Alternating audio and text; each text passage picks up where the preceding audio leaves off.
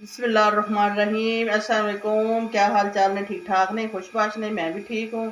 तो मैं जी अज बना रही पतली दाल, उत्तों लसन का तड़का लावांगे आपां। ते मैं वो बना रही हाँ, मैं चलो तुहाडे नाल शेयर करा।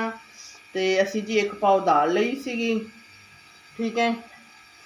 दाल जी अपनी माशाअल्लाह अच्छे तरीके नाल गल चुकी है। तीन चार आपां जिहड़ा वा हरी मिर्च भी पातियां ने, तीन चार।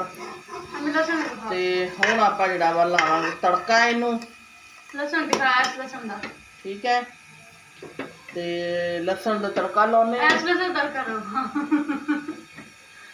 ठीक है। ते इधर हो रहा अपना घी गर्म, ये हो रहा जी अपना घी गर्म। तो ये हम आप लाने लसन, लसन सिट के तक तेज तड़का लाना वा, ठीक है।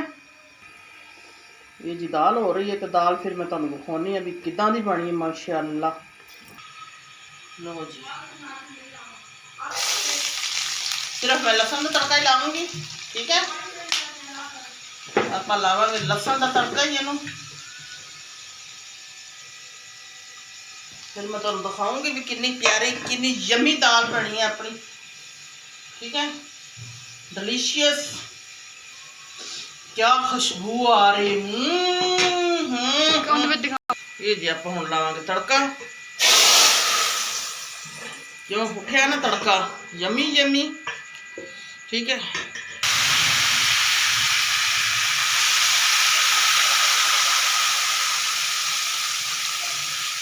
लो जी माशाअल्लाह दाल अपनी चुकी बन। ते ला के तड़का कड़का के तड़का पाता, ठीक है। थोड़ी जी कटी हुई मिर्च पा देने,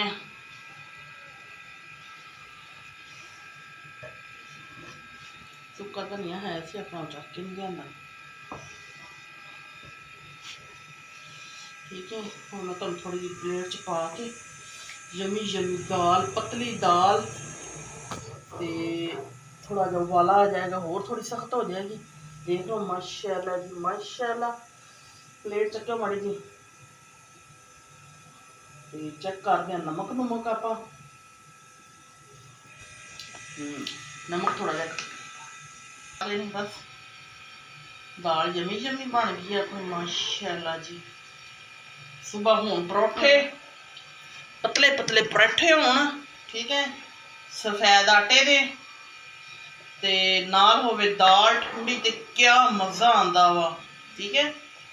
ये देखो जी माशाअल्लाह जी माशाअल्लाह, अपनी दाल जी यमी यमी बन के तैयार हो चुकी है। ये देखो जी कितनी प्यारी है, यमी है, यूनीक है, ठीक है। हले जाने यूनीक का की मतलब है किरण? ये जी देखो जी दाल नाल होवे नान, ते उत्ते रख रख के विच डबो डबो के खाया होवे नान। एक मिनट,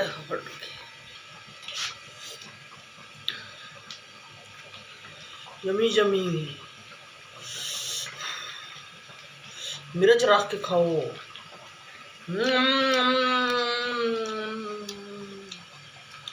कितनी प्यारी दाल है चपाती नाल माशाअल्लाह।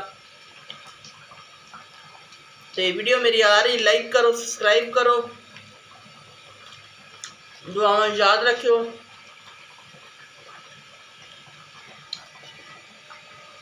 अल्लाह हाफिज।